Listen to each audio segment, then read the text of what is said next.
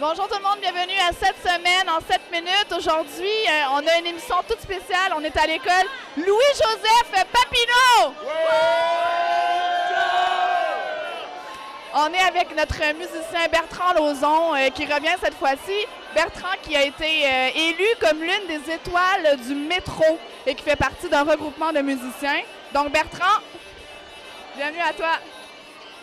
Cette semaine, dans Saint-Michel, Emmanuel Dubourg a fêté ses 5 années à titre de député du comté de Viau lors d'un 5 à 8 qui a réuni amis, familles, partenaires et nombreuses personnes qui le soutiennent depuis le début. Un bel hommage pour un homme qui s'implique dans sa communauté et qui contribue à faire avancer les choses. Un très grand merci. Aussi, le réseau des adolescentes de Saint-Michel organisait une activité rencontre sur l'homosexualité dans le but de démystifier les tabous et les préjugés qui entourent cette réalité-là et de permettre aux jeunes filles et garçons, parce que oui, il y avait aussi des garçons qui étaient présents, de poser ouvertement leurs questions aux invités qui étaient venus témoigner de leur cheminement. C'était aussi la journée de l'alimentation pour contrer l'insécurité alimentaire qui s'est déroulée jeudi dernier au centre René Goupil dans le cadre du mois de la nutrition. Plusieurs organismes du quartier qui œuvrent dans la sécurité alimentaire tenaient des kiosques où l'on pouvait en apprendre plus sur leurs services. Parce que bouger, c'est aussi important. Un spectacle de danse africaine était proposé aux participants.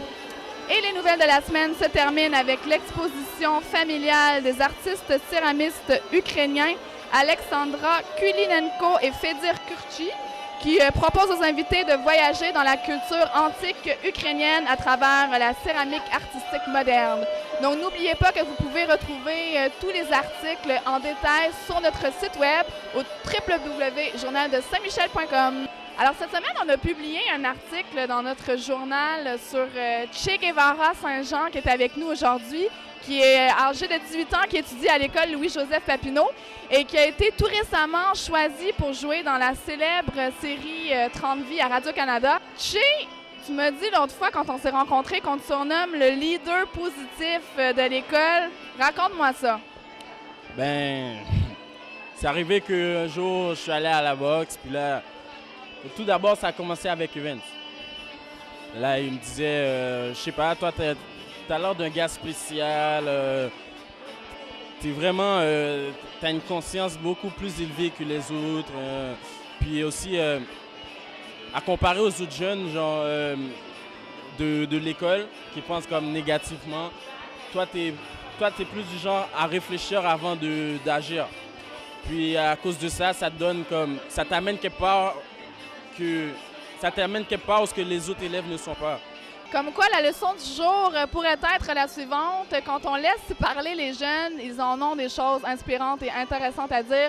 Je pense qu'il faut sincèrement leur laisser la chance de s'exprimer sur ce qu'ils ressentent. Justement, Emmanuel Similum, tu es le meilleur ami, voire le frère de Che Guevara. Qu'est-ce que tu admires le plus chez lui depuis que tu le connais? Ben, ce que j'admire chez lui, c'est que il a peur de rien. Ben, avant tout, il a peur de rien. Puis il n'a pas peur de tous les défis, là, comme il n'a pas peur de les affronter. Et puis aussi, c'est que ce que j'ai remarqué, c'est que lorsque le monde lui fait du mal, ben c'est pas le genre de gars à se venger, tout ça. Comme, même si on lui fait du mal, plus tard, si la personne a besoin d'aide, ben c'est pas le genre de gars qui va dire « Oh, ben tu m'as fait du mal, puis je vais te manger, tout ça. » Donc, tu sais, dans la vie, tu l'as pas toujours eu facile. Il y a des choses qui se sont passées, qui ont été difficiles pour toi. Comment tu as fait pour trouver le courage en toi de te sortir de tout ça?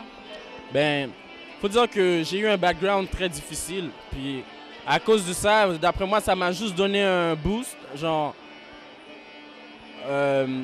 ça m'a plus aidé à vouloir avancer vers l'avant. Et non, genre, rester à la même place, toujours rester là, puis que ça se répète toujours. Donc, moi, j'ai toujours voulu grandir et pas arrêter de grandir. Là, tu sais, sans rentrer dans ta vie intime et personnelle, tu as eu un background difficile, comme on vient de le dire. Tu as été dans la rue aussi pendant une certaine période de ta vie. Puis là, tu as été choisi pour jouer dans un film qui s'appelle L'Exil. Maintenant, dans la série 30 vies. Qu'est-ce que ça représente pour toi, cette ascension soudaine? Mais d'après moi, ça représente une victoire. Genre un nouveau départ. Comme si au début, comment je vais dire ça? Au début, ma vie se déroulait pas mal. C'était genre, c'était triste. Puis là, tout d'un coup, ben, petit à petit, ça avance. Puis là, je vois que, comme si que, je commence à voir enfin comment que ça va être mon avenir. Bonjour. Monsieur, c'est quoi l'instrument que vous jouez? C'est une vielle à roue. C'est quoi ça? Une vielle à roue, ça a été inventé à la fin du 17e, début 18e siècle, au milieu de la France. Alors, c'est un instrument qui a été inventé à partir de la lutte.